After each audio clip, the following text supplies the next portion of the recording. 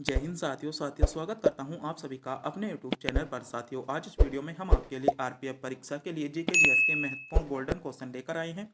आज के सभी क्वेश्चन सेलेक्टेड इंपॉर्टेंट होने वाले हैं जो सीधे आपको आपकी परीक्षा में दिखाई देने वाले हैं। तो मेरे प्यारे साथियों, अगर आप भी आरपीएफ परीक्षा की तैयारी कर रहे हो तो इस वीडियो को पूरा ध्यान से जरूर देखिएगा, क्योंकि आज के 50 क्वेश्चन आपके सुपरफास्ट तरीके से होंगे और मात्र इसमें हमने 20 से 25 मिनट में इन क्वेश्चनों को कवर कराने वाले हैं। तो बने रहिए वीडियो के अंत तक। तो बिना टाइम गवाई करते हैं वीडियो को स्टार्ट। आपका पहला क्वेश्चन है, सिंधु घाटी सभ्यता के लोग की पूजा करते थे। आपसे क्वेश्चन पूछा गया था सिंधु घाटी सभ्यता के लोग जो थे वह आपके किसकी पूजा करते थे, ये क्वेश्चन आपसे पूछा गया है। पहला ही क्वेश्चन आपके लिए इंपॉर्टेंट है। तो बात करें सिंधु घाटी सभ्यता की, तो सिंधु घाटी सभ्यता के जो लोग थे वे आपके पशुपति की पूजा करते थे। आपको पता होना चाहिए, यानी डी विकल्प इसमें आपका करेक्ट जवाब हो जाएगा। अगला क्वेश्चन है, निम्न में से किस वेद में बीमारियों का उपचार दिया गया है। ये सेलेक्टेड क्वेश्चन है और आरपीएफ एग्जाम के लिए बहुत ज़्यादा इंपॉर्टेंट क्वेश्चन होने वाला है। 100% कोई ना कोई शिफ्ट में क्वेश्चन मिलेगा। बहुत ज़्यादा क्वेश्चन पूछा जाता है कि निम्नलिखित में से किस वेद में बीमारियों का उपचार दिया गया है। तो बात करें बीमारियों का उपचार, तो बीमारियों का जो उपचार दिया गया है वह आपका अर्थवेद में दिया गया है, यानी डी विकल्प में आपको अर्थवेद मिल जाएगा। डी विकल्प आपका करेक्ट जवाब होने वाला है। मेरे प्यारे साथियों, आज के सभी क्वेश्चन सेलेक्टेड इंपॉर्टेंट गोल्डन होंगे, तो इस वीडियो को बिना स्किप किए पूरा ध्यान से जरूर देखिएगा। और आप भी इन क्वेश्चनों का जवाब जानते हैं तो हमारे बताने से पहले प्लीज़ कमेंट बॉक्स में जरूर बताइएगा। अगला क्वेश्चन है, भारत का पहला प्रमुख समाचार पत्र बंगाल गजट किस वर्ष में शुरू किया गया था। तो आपसे क्वेश्चन पूछा गया है, जो भारत का पहला प्रमुख समाचार पत्र यानी बंगाल गजट था, ये आपका किस वर्ष शुरू किया गया था। तो मेरे प्यारे साथियों, बंगाल गजट जो था वह आपका जो शुरू किया गया था 1780 में किया गया था, यानी 1780 विकल्प ए में आपको दिया गया है। विकल्प ए इसमें आपका सही जवाब हो जाएगा, जिन बच्चों ने विकल्प ए को चुना है। अगला क्वेश्चन देखते हैं। अगला क्वेश्चन है, भारतीय संविधान के अनुच्छेद 5 से 11 से संबंधित है। यानी आपसे क्वेश्चन पूछा गया है कि भारतीय संविधान के अनुच्छेद 5 से लेकर 11 तक किससे संबंधित हैं। तो किससे संबंधित है, अनुच्छेद 5 से जो 11 तक है वे आपके नागरिकता से संबंधित हैं। आपको पता होना चाहिए, यानी नागरिकता विकल्प ए में आपको दिया गया है। ए विकल्प इसमें आपका सही जवाब हो जाएगा, जिन बच्चों ने विकल्प ए को चुना है। अगला क्वेश्चन देखते हैं। अगला क्वेश्चन है, हिमाचल प्रदेश का संस्थापक किसे माना जाता है। बताइए, ये क्वेश्चन बहुत ज़्यादा अक्सर एग्जामों में पूछा जाता है और ये क्वेश्चन रेलवे एनटीपीसी पिछले बार जो आपके 2021 वाला एग्जाम हुआ था उसमें क्वेश्चन पूछा गया था कि हिमाचल प्रदेश का संस्थापक किसे माना जाता है। तो मेरे प्यारे साथियों, जो हिमाचल प्रदेश का संस्थापक माना जाता है वह आपका डॉक्टर यशवंत सिंह आपका परमार को माना जाता है। आपको पता होना चाहिए। डी विकल्प में आपका सही जवाब दिया गया है, यानी डी विकल्प आपका करेक्ट जवाब होगा। मेरे प्यारे साथियों, आप भी हमारे चैनल पर नए हो, चैनल को सब्सक्राइब नहीं किया है तो प्लीज़ चैनल को सब्सक्राइब जरूर करें, क्योंकि चैनल को सब्सक्राइब करने में आपका कोई भी किसी प्रकार का पैसा नहीं जाता, न ही हमको मिलता है, बस हम इससे मोटिवेट होते हैं। तो प्लीज़ चैनल को सब्सक्राइब करना बनता है। तो मेरे प्यारे साथियों, चैनल को सब्सक्राइब कर दिया करो। अगला क्वेश्चन है, वायुमंडल में तड़ी द्वारा किस गैस की आपका स्थिरीकरण होता है। तो क्वेश्चन पूछा गया है, वायुमंडल में तड़ी तो द्वारा किस गैस का आपका स्थिरीकरण होता है। तो कौन सी गैस का स्थिरीकरण होता है, आपको पता होना चाहिए। आपका नाइट्रोजन गैस का स्थिरीकरण होता है, यानी नाइट्रोजन गैस आपको विकल्प बी में दिया गया है। बी विकल्प इसमें आपका सही जवाब होगा, जिन बच्चों ने विकल्प बी को चुना है। अगला क्वेश्चन देखते हैं। अगला क्वेश्चन है, माउंट एवरेस्ट में स्थित है। यानी आपको पूछा गया है माउंट एवरेस्ट कहाँ स्थित है। ये भी क्वेश्चन बहुत ज़्यादा देखने को मिलता है कि माउंट एवरेस्ट कहाँ पर स्थित है। तो मेरे प्यारे साथियों, माउंट एवरेस्ट जो है आपका नेपाल में स्थित है, यानी नेपाल सी विकल्प में आपको दिया गया है। सी विकल्प इसमें आपका करेक्ट जवाब हो जाएगा। अगला क्वेश्चन है, भाभा परमाणु अनुसंधान केंद्र कहाँ पर स्थित है। इंपॉर्टेंट क्वेश्चन है आपका आरपीएफ एग्जाम के लिए कि भाभा परमाणु अनुसंधान केंद्र। तो बताइए, भाभा परमाणु अनुसंधान केंद्र आपका कहाँ पर स्थित है। तो बात करें भाभा परमाणु अनुसंधान केंद्र की, तो मेरे प्यारे साथियों आपको पता होना चाहिए ये आपका मुंबई में स्थित है, यानी मुंबई आपको विकल्प बी में दिया गया है। बी विकल्प इसमें आपका करेक्ट जवाब हो जाएगा। अगला क्वेश्चन है, निम्नलिखित में से कौन सा क्षेत्र भारत की जीडीपी में सर्वाधिक योगदान देता है। तो भारत की जो जीडीपी है उसमें जो सर्वाधिक योगदान देता है वह देता है आपका तृतीय क्षेत्र। आपको पता होगा तृतीय क्षेत्र, यानी सी विकल्प आपका इसमें सही जवाब बन जाता है। अगला क्वेश्चन देखते हैं। अगला क्वेश्चन है, प्रधानमंत्री रोजगार योजना PMRY कब शुरू की गई। यानी प्रधानमंत्री जो रोजगार योजना थी, ये क्वेश्चन पूछा गया है कब शुरू की गई थी। तो प्रधानमंत्री जो रोजगार योजना थी मेरे प्यारे साथियों आपकी 1993 में शुरू की गई थी। आपको पता होना चाहिए 1993 ए विकल्प के साथ आपका करेक्ट जवाब हो जाएगा। अगला क्वेश्चन है मिशन इंद्रधनुष निम्नलिखित में से किस सरकारी योजना से संबंधित है? बताइए। ये क्वेश्चन तो बहुत ज़्यादा क्वेश्चन पूछा जाता है और पिछली बार आपका आरपीएफ परीक्षा में भी ये क्वेश्चन पूछा गया था कि मिशन इंद्रधनुष निम्नलिखित में से किस सरकारी योजना से संबंधित है? मिशन इंद्रधनुष निम्नलिखित में से किस सरकारी योजना से संबंधित है? तो मिशन इंद्रधनुष जो है वह आपका बाल टीकाकरण योजना से संबंधित है, यानी सी विकल्प में आपको करेक्ट जवाब दिया गया है। जिन बच्चों ने विकल्प सी को चुना है बिल्कुल सही चुना है, सी विकल्प इसमें आपका करेक्ट जवाब हो जाएगा। अगला क्वेश्चन है निम्नलिखित में से कौन सा महाराष्ट्र का लोक नृत्य है? बताइए। क्वेश्चन पूछा गया है आपका महाराष्ट्र का लोक नृत्य आपसे पूछा जा रहा है, निम्नलिखित में से कौन सा इनमें आपका महाराष्ट्र का लोक नृत्य है? तो महाराष्ट्र का लोक नृत्य जो है वह है आपका लावड़ी। लावड़ी आपका महाराष्ट्र का लोक नृत्य है, यानी डी विकल्प इसमें आपका करेक्ट जवाब होगा, जिन बच्चों ने विकल्प डी को चुना है। अगला क्वेश्चन है भारत रत्न पुरस्कार करने वाला पहला खिलाड़ी कौन था? बताइए। भारत रत्न प्राप्त करने वाला पहला खिलाड़ी पूछा गया है। भारत रत्न प्राप्त करने वाला पहला खिलाड़ी, तो भारत रत्न प्राप्त करने वाला जो पहला खिलाड़ी था वह था आपका सचिन तेंदुलकर। कौन थे? सचिन तेंदुलकर भारत के पहले खिलाड़ी ऐसे थे जिन्हें भारत रत्न मिला था, यानी ए विकल्प इसमें आपका करेक्ट जवाब हो जाएगा। अगला क्वेश्चन है चंद्रमा पर कदम रखने वाला पहला व्यक्ति। बताइए। चंद्रमा पर कदम रखने वाला पहला व्यक्ति तो कौन थे? नील आर्मस्ट्रांग, यानी आपका इसमें सही जवाब क्या होगा? बी विकल्प इसमें आपका करेक्ट जवाब हो जाएगा। अगला क्वेश्चन है नाबार्ड में भारत सरकार का हिस्सा कितना है? बताइए। नाबार्ड में भारत सरकार का हिस्सा आपसे पूछा गया है। तो मेरे प्यारे साथियों जो आपका नाबार्ड है इसमें भारत सरकार की अगर बात करें तो नाबार्ड में भारत सरकार का जो हिस्सा है आपका 99% है। कितना हिस्सा है? आपका 99% भारत में नाबार्ड में भारत का हिस्सा है, आपको पता होना चाहिए भारत सरकार का हिस्सा है। सी विकल्प इसमें आपका सही जवाब हो जाएगा। अगले क्वेश्चन की बात करें। अगला क्वेश्चन है कानपुर इनमें से किस नदी के किनारे पर स्थित है? बताइए। क्वेश्चन आपसे पूछा गया है कानपुर आपका इनमें से किस नदी के किनारे पर स्थित है? बात कर रहे हैं हम कानपुर की, तो मेरे प्यारे साथियों कानपुर जो है वह आपका गंगा नदी के किनारे पर स्थित है, यानी गंगा नदी इसमें सी विकल्प में आपको दिया गया है। सी विकल्प जिन बच्चों ने चुना है बिल्कुल सही चुना होगा। कानपुर आपका सी विकल्प के साथ करेक्ट जवाब बन जाता है।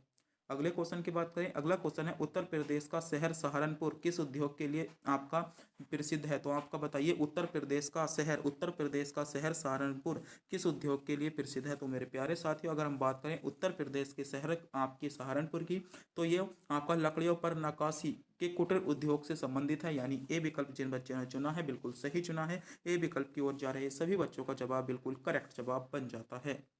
आगे बढ़ते हैं। अगला क्वेश्चन है निम्नलिखित में से कौन सी सिंधु नदी की सहायक नदी नहीं है? बताइए। क्वेश्चन पूछा गया है सिंधु नदी की सहायक नदी, तो आपकी चंबल जो है सिंधु नदी की सहायक नदी नहीं है, यानी चंबल आपको सी विकल्प में दिया गया है। चंबल इसमें सी विकल्प के साथ आपका करेक्ट जवाब बन जाता है। अगला क्वेश्चन देखते हैं। अगला क्वेश्चन है छोटा नागपुर का पठार इनमें से किस भारतीय राज्य में स्थित है? तो आपसे क्वेश्चन पूछा गया है छोटा नागपुर का पठार। तो मेरे प्यारे साथियों बात करें छोटे नागपुर की पठार की, तो छोटा नागपुर का पठार आपका झारखंड राज्य में स्थित है, यानी झारखंड राज्य आपको विकल्प बी में दिया गया है, यानी आपका बी विकल्प इसमें करेक्ट जवाब हो जाएगा। अगला क्वेश्चन है भारत के राष्ट्रीय मानवाधिकार आयोग का गठन किस वर्ष में आपका किया गया था? तो भारत में जो राष्ट्रीय मानवाधिकार आयोग है बात करें इसके गठन की, तो मेरे प्यारे साथियों इसका गठन आपका 1993 में हुआ था। 1993 में डी विकल्प में आपको दिया गया है, यानी डी विकल्प इसमें आपका करेक्ट जवाब हो जाएगा।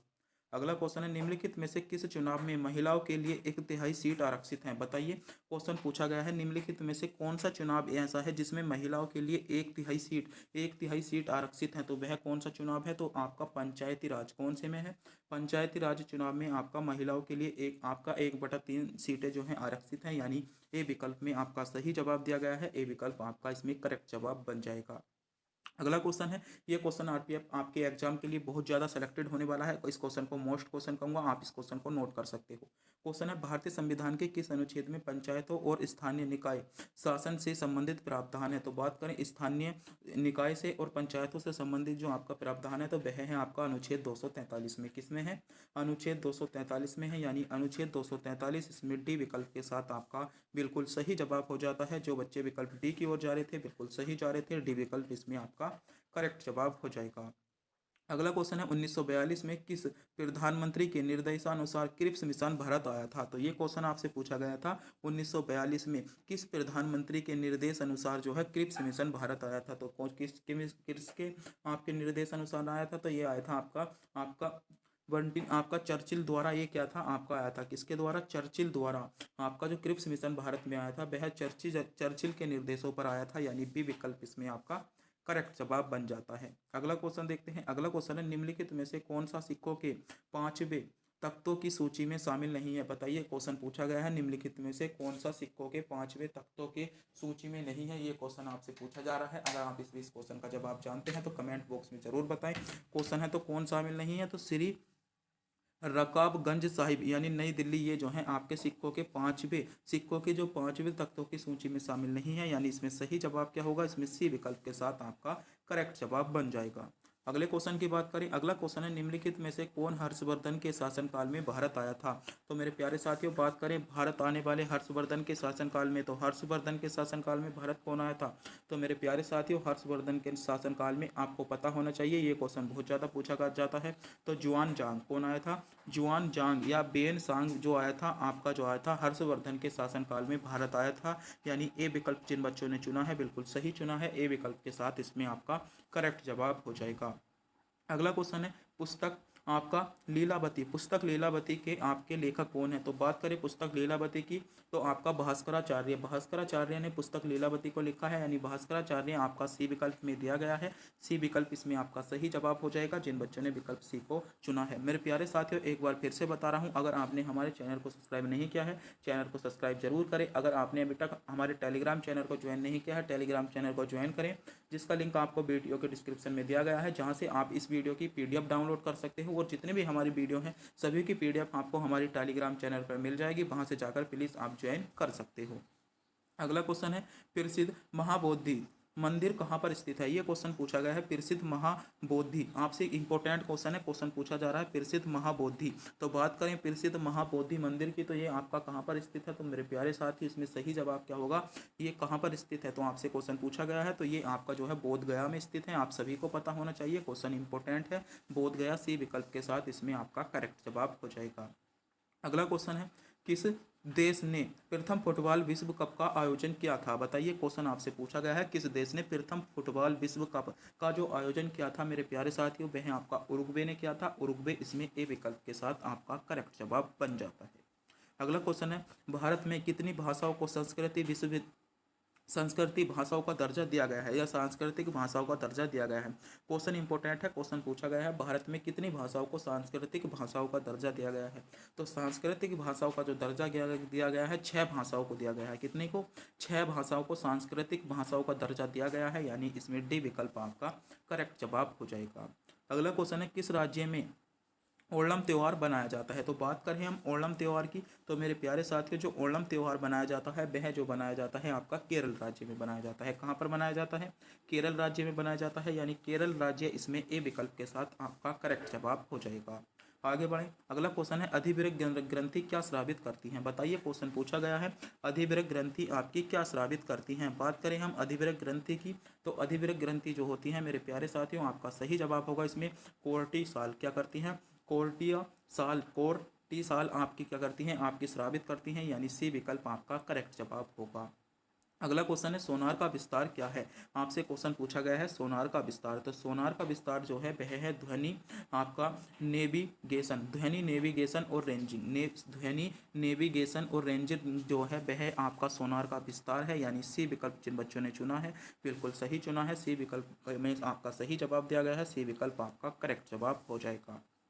अगला क्वेश्चन है, उपभोक्ता मूल्य सूचकांक किसके द्वारा जारी किया जाता है? क्वेश्चन पूछा गया है उपभोक्ता मूल्य सूचकांक। तो मेरे प्यारे साथियों, जो उपभोक्ता मूल्य सूचकांक होता है वह आपका केंद्रीय सांख्यिकी कार्यालय द्वारा आपका जारी किया जाता है, यानी केंद्रीय सांख्यिकी आपका कार्यालय डी विकल्प में आपको दिया गया है। डी विकल्प इसमें आपका करेक्ट जवाब होगा जिन बच्चों ने विकल्प डी को चुना है।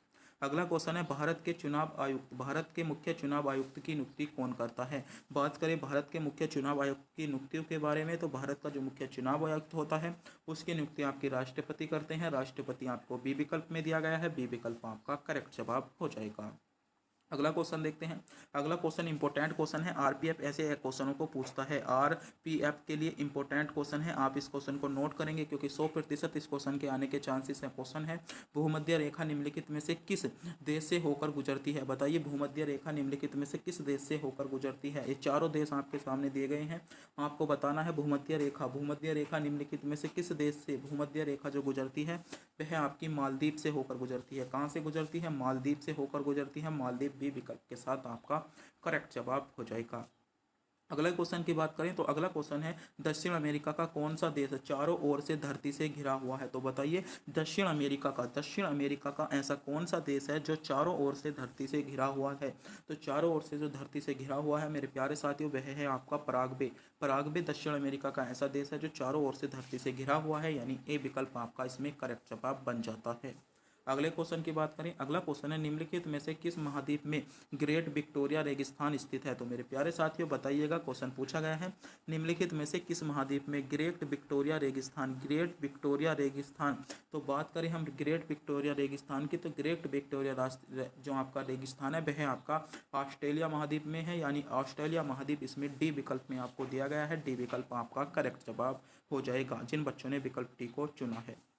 अगला क्वेश्चन है सूर्य और बुध ग्रह के बीच की दूरी कितनी है। तो सूर्य और आपके बुध ग्रह के बीच की दूरी की बात करें तो वह है आपकी 57.91 मिलियन किलोमीटर। कितनी 57.91 मिलियन किलोमीटर है, यानी ए विकल्प में आपको करेक्ट जवाब दिया गया है। ए विकल्प आपका सही जवाब हो जाएगा। अगला क्वेश्चन है भारतीय राष्ट्रीय कांग्रेस की स्थापना किस वर्ष में हुई थी, यानी आपको बताना है जो भारतीय राष्ट्रीय कांग्रेस है, भारतीय राष्ट्रीय कांग्रेस की स्थापना आपसे पूछी गई है। तो मेरे प्यारे साथियों जो भारतीय राष्ट्रीय कांग्रेस है इसकी स्थापना आपकी 1885 में हुई थी। 1885 ए विकल्प में आपको दिया गया है, यानी ए विकल्प आपका करेक्ट जवाब बन जाएगा। अगला क्वेश्चन है चंद्रगुप्त मौर्य का उत्तराधिकारी कौन था। बताइए चंद्रगुप्त मौर्य का आपसे उत्तराधिकारी पूछा गया है, चंद्रगुप्त मौर्य का उत्तराधिकारी कौन था। तो मेरे प्यारे साथियों बात करें चंद्रगुप्त मौर्य के उत्तराधिकारी की, तो चंद्रगुप्त मौर्य का जो उत्तराधिकारी था वह था आपका बिंदुसार आपका चंद्रगुप्त मौर्य का उत्तराधिकारी था, यानी इसमें बी विकल्प के साथ आपका करेक्ट जवाब हो जाएगा। आगे बढ़ते हैं, अगला क्वेश्चन है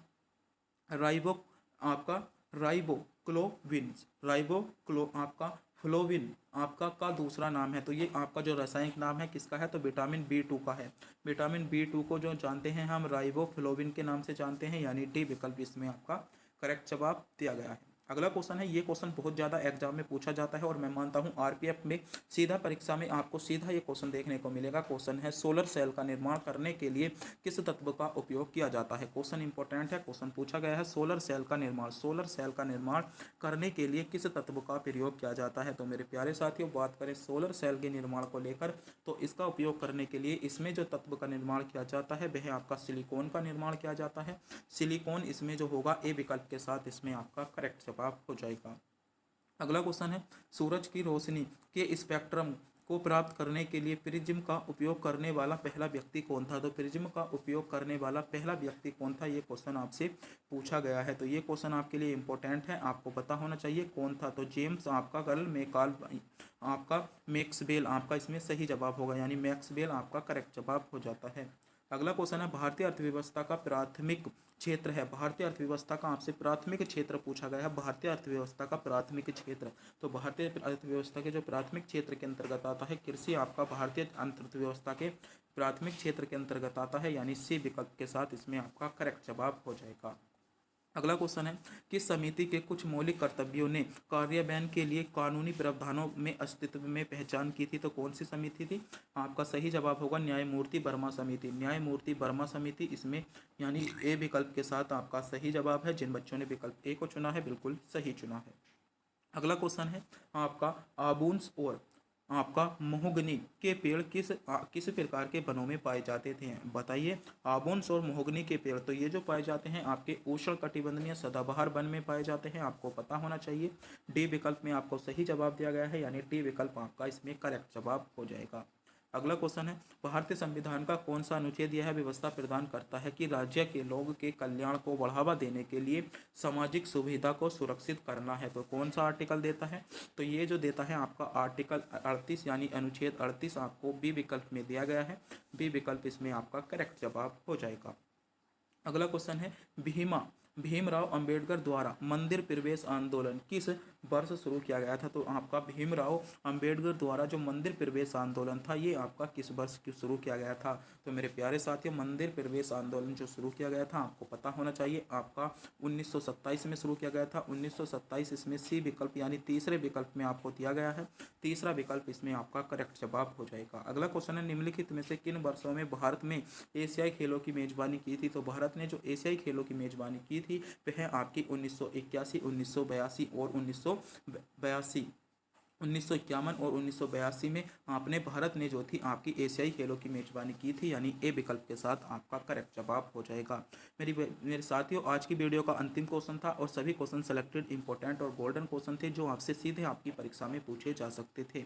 मेरे प्यारे साथियों, वीडियो अच्छी लगी हो वीडियो को लाइक, चैनल पर नए हो चैनल को सब्सक्राइब जरूर करें और एक क्वेश्चन का जवाब टेस्ट के रूप में बताना ना भूलें। अगर आप भी इस क्वेश्चन का जवाब जानते हैं तो हमें कमेंट बॉक्स में जरूर बताएंगे। आपसे क्वेश्चन पूछा गया है कि चंद्रयान 3 के लैंडर का नाम बताना है। आपको चंद्रयान 3 के लैंडर का नाम क्या है? अगर आप इस क्वेश्चन का जवाब जानते हैं तो प्लीज़ कमेंट बॉक्स में ज़रूर बताएं और हमारे चैनल पर नए हो चैनल को सब्सक्राइब जरूर करें, क्योंकि चैनल को सब्सक्राइब करने में आपका किसी भी प्रकार का पैसा नहीं जाता, ना ही हमको मिलता है। बस हम इससे मोटिवेट होते हैं और मोटिवेट होने के साथ साथ आपके लिए अच्छे से अच्छा कंटेंट लाने की कोशिश करते हैं। तो प्लीज़ मेरे प्यारे साथियों, चैनल को सब्सक्राइब करना बनता है, प्लीज़ चैनल को सब्सक्राइब जरूर कर दें। तब तक के लिए मिलते हैं अगली वीडियो में।